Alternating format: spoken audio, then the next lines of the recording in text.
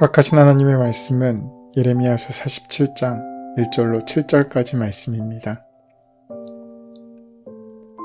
바로가 가사를 치기 전에 블레셋 사람에 대하여 선지자 예레미야에게 임한 여호와의 말씀이라. 여호와께서 이와 같이 말씀하시되, 보라, 물이 북쪽에서 일어나 물결치는 시내를 이루어 그 땅과 그 중에 있는 모든 것과 그 성읍과 거기에 사는 자들을 휩쓸리니 사람이 부르짖으며 그 땅 모든 주민이 울부짖으리라. 군마의 발굽 소리와 달리는 병거 바퀴가 진동하는 소리 때문에 아버지의 손맥이 풀려서 자기의 자녀를 돌보지 못하리니 이는 블레셋 사람을 유린하시며 두로와 시돈에 남아있는 바 도와줄 자를 다 끊어버리시는 날이 올 것임이라. 여호와께서 갑돌 섬에 남아있는 블레셋 사람을 유린하시리라. 가사는 대머리가 되었고 아스글론과 그들에게 남아있는 평지가 잠잠하게 되었나니 내가 내 몸 배기를 어느 때까지 하겠느냐. 오라, 여호와의 칼이여, 내가 언제까지 쉬지 않겠느냐. 내 칼집에 들어가며 가만히 쉴지어다.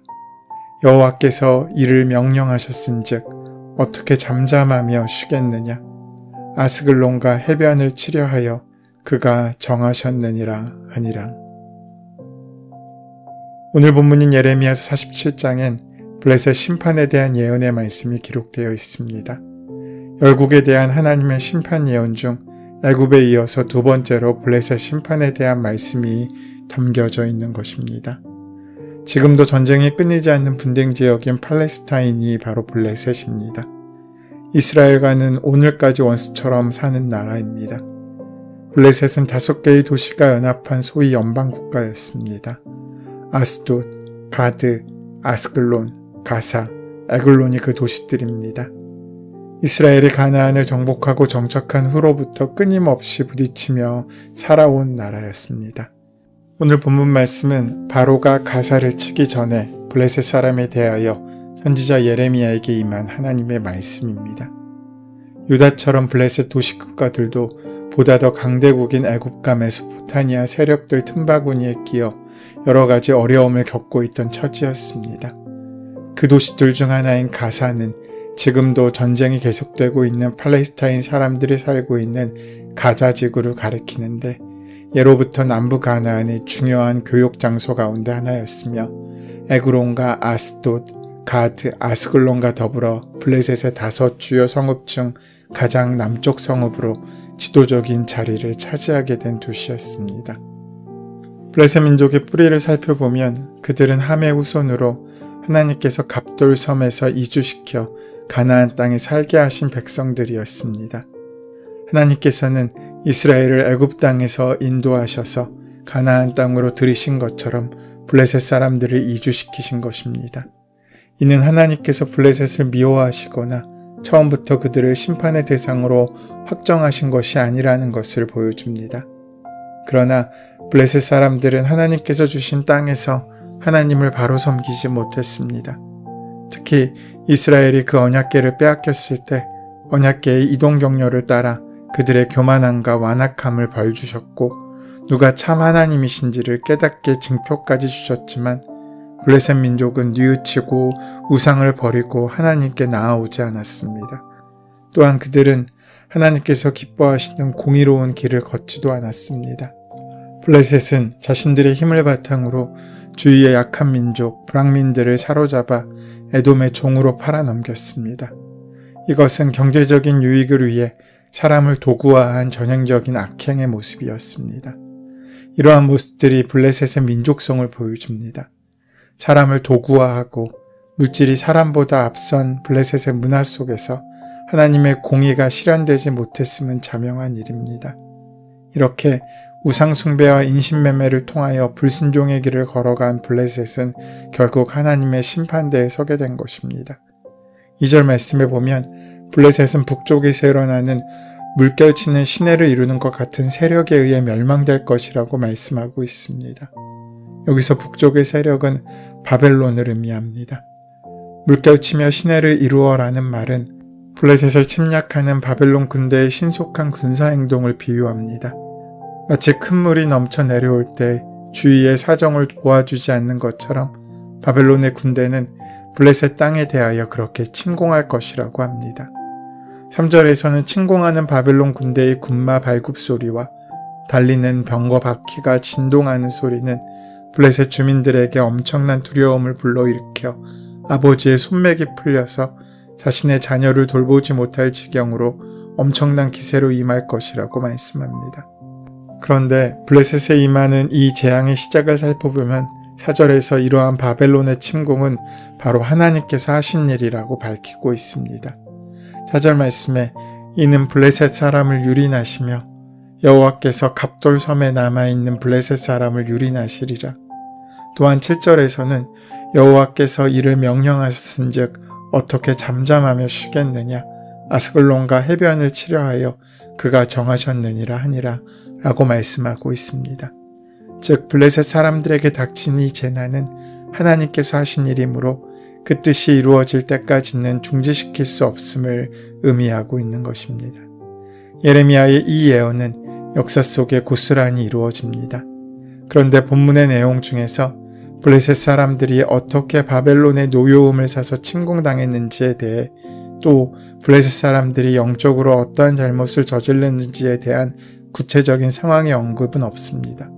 다만 이 모든 일을 하나님께서 직접 하셨다는 것을 언급하고 있을 뿐입니다. 이 사실의 의미는 곧 모든 역사의 전환기는 하나님께서 주관하시고 계신다는 것을 보여주고 있습니다. 하나님은 그리스도인들만의 하나님이 아니십니다. 온 세상을 지으시고 다스리시는 하나님께서는 당신의 뜻을 따라 하나님을 모르는 사람들이나 나라에도 또 다른 나라를 시켜 재난이 닥치게 하십니다. 하나님은 그 나라를 세우기도 하시고 무너뜨리기도 하십니다. 그리고 그 과정에서 역사의 주관자이신 하나님은 당신의 뜻을 이루어 가십니다. 그렇기에 믿음의 사람들은 역사의 소용돌이 속에서 겉으로 드러나는 것만 보지 않고 그 속에 담겨진 하나님의 뜻과 섭리에 집중하며 겸손히 하나님 앞에 나올 수 있어야 합니다. 그렇다면 블레셋에 대한 하나님의 심판이 임하는 이유가 무엇인지 오늘 본문을 보며 두 가지 이유를 유추해 볼 수 있습니다. 먼저 성경은 블레셋이 심판을 받게 된 이유를 자신의 힘을 믿는 것에 두고 있습니다. 5절에 보면 아낙이란 이름이 등장합니다. 아낙 자손은 민수기를 보면 힘이 세고 키가 큰 민족으로 묘사되는 소위 거인족이었습니다. 그 민족의 대표적인 인물이 바로 골리앗입니다. 그는 블레셋의 장수로 아낙 자손에 속한 것으로 여겨집니다. 그의 모습을 보면 블레셋 사람들의 일단을 볼 수 있습니다. 그는 자신의 신체적인 조건과 능력을 절대적으로 믿었습니다. 그것이 그의 무기였습니다. 그래서 자신의 힘으로 모든 것을 해결합니다.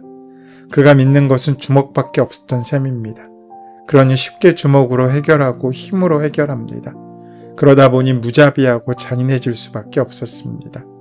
언제나 자신의 능력을 동원하고 자신의 힘으로 해결하려고 하면 수단과 방법을 가리지 않게 됩니다. 그래서 다윗과 골리앗의 싸움은 많은 것을 생각하게 해줍니다. 한 사람은 거인이고 상대는 작은 소년이었습니다. 그런데 작은 소년이 이깁니다.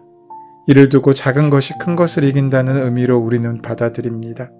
그러나 그 내면에는 작고 큰 것이 중요하지 않다는 것을 우리에게 보여줍니다. 중요한 것은 하나는 큰 자신의 힘을 믿는 것이고 다른 하나는 큰 하나님의 역사와 힘을 믿는 것의 싸움이라는 것입니다. 여하튼 블레셋은 자신의 힘을 믿은 결과로 심판대 앞에 섭니다. 우리 인간은 만물을 다스리는 존재로 세워졌습니다. 그러니까 모든 것을 다스리고 지배할 수 있는 책임을 가진 존재라는 의미입니다. 그런데 그것이 내가 잘나고 혹은 내가 잘해서 주어진 책임이 아닙니다. 나의 힘으로 그 책임을 진 것이 아니라는 의미입니다. 오직 주님이 주시는 힘으로 할 수 있는 일을 받은 것입니다. 간혹 우리는 자신에게 주어진 일이 마치 자신이 잘해서 하고 있는 줄을 생각할 때가 있습니다. 내가 잘해서 이루어낸 일이라고 믿습니다. 그래서 하나님과 상관없이도 일이 되는 줄 압니다. 신앙은 떨어지고 믿음은 없어도 일은 합니다. 그리고도 일은 돌아가니 잘하는 줄 압니다. 그러나 하나님께서 만물을 다스리라고 우리에게 말씀하실 때는 우리의 능력이 다스릴 만한 힘이 있어서 맡기신 것이 아닙니다. 우리에게는 그 모든 것을 감당할 만한 힘이 없습니다. 다만 하나님께서 그 힘과 능력을 주시겠다고 약속하셨기 때문에 우리가 그 일을 할 수 있는 것입니다. 이것을 착각하는 것이 바로 교만입니다. 내 힘으로 세상이 돌아간다고 착각하는 것이 가장 큰 교만이라는 것입니다. 어제도 그렇게 생각하며 살지 않았습니까? 내가 해서, 내가 만들어서, 내가 나와서 일이 되었다고 생각하지 않으셨습니까? 그러나 분명한 사실은 주님께서 나를 통하여 일하셨다는 것입니다. 똑같이 일이 되었지만 그 일을 이룬 근거가 나 아니면 하나님인지 구별할지 않은 것이 바로 믿음이고 신앙입니다. 블레셋은 그것을 알지 못했던 것입니다. 그리고 그것은 심판의 대상이 되었습니다. 이것이 성경에 근거한 블레셋의 심판의 이유입니다. 그런데 여기서 더 묵상을 깊게 해보면 한 가지 더 주어지는 생각이 있습니다. 이스라엘과 블레셋은 늘 부딪히며 늘 다툼과 분쟁이 끊이지 않는 긴장관계 가운데 있었습니다. 그 이유가 무엇입니까? 서로의 거리가 가까웠기 때문입니다. 세상에 가장 가까이 있는 나라와 화해롭게 평화롭게 지내는 나라는 많지 않습니다. 이것은 가족이 더욱더 많이 싸우는 것과 마찬가지입니다. 한마디로 이스라엘과 블레셋은 주변의 이웃이었습니다. 그래서 서로를 너무나 잘 압니다. 어떤 문제가 있는지 어떤 일이 벌어지는지 너무나 잘 아는 사이였습니다. 블레셋은 이스라엘을 여러 번 침공했습니다. 그런데 놀랍게도 블레셋이 이스라엘을 칠 때는 이스라엘이 하나님으로부터 떠나 있을 때였습니다. 블레셋은 이스라엘이 가장 약할 때 공격을 하였습니다. 그때가 이스라엘이 하나님을 떠나는 때라는 것을 너무나 잘 알고 있는 것 같습니다. 게다가 하나님의 법궤를 이스라엘로부터 빼앗아 자신들의 신전에 가져다 놓은 적도 있었습니다. 그것을 보면 블레셋은 이스라엘의 핵심 전략이 하나님이라는 사실을 너무나 잘 알고 있었던 것 같습니다. 하나님만 없으면 이스라엘이 힘이 없는 존재라는 것을 아는 것입니다. 이것을 거꾸로 말하면 하나님의 능력으로 사는 이스라엘을 알았다는 것입니다. 어쩌면 이스라엘보다 더 하나님의 능력을 인정하고 있는 것인지도 모를 정도입니다. 이것이 사실이라면 그런데 왜 그들은 심판의 대상이 되었습니까? 문제는 그들이 그것을 알았는데 그들이 그것을 믿진 않았기 때문입니다. 그들은 보았지만 자신을 바꾸지도 않았습니다. 분명 하나님을 떠난 이스라엘이 가장 약한 존재라는 사실을 그들은 알고 있었지만 그들은 하나님과 함께 강한 존재가 되기를 원하진 않았던 것입니다. 하나님의 심판 앞에 놓일 우리의 문제가 무엇입니까?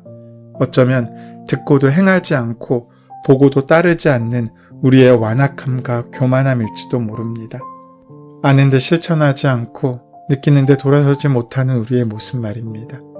그렇게 주변에서 말해주고 권면하고 애쓰는데 문을 닫아버리는 태도와 겉에서 사랑과 용서와 기다림과 참음으로 도와주는데 알면서도 그 도움을 모르는 척하고 거부하고 거절하는 그 태도들이 우리가 주님의 심판 앞에 서는 이유가 될 수도 있다는 것입니다. 사랑하는 여러분, 오늘도 우리 앞에 많은 권면과 사랑의 메시지, 믿음의 선포들이 들릴지 모릅니다. 언제나 그랬던 것처럼 말입니다. 사실 우리가 살아갈 오늘 이 순간에도 그 메시지는 우리에게 계속 전해지고 있습니다. 그런데 그것 중 우리는 얼마나 받아들이고 있습니까? 얼마나 자신을 바꾸고 실천하려고 하고 있습니까? 그저 읽는 것, 아는 것으로 지나치고 그저 그래야 할 텐데 라고 중얼거리고 끝낸 적은 얼마나 많습니까? 그것이 지속되면 우리는 듣고도 행하지 않는 외식하는 자로 남게 될 수도 있습니다. 하나님은 지금도 우리의 삶 속에서 당신의 주권을 그 무엇에게도 빼앗기지 않으십니다. 그 하나님을 끝까지 신뢰하며 믿음의 길에 타협하거나 포기하지 않고 꿋꿋이 걷는 신앙의 자세를 우리는 잊지 말아야 합니다. 오늘 우리에게 허락하신 주님의 말씀이 내 발의 등이요 내 길의 빛이 되기를 소원합니다.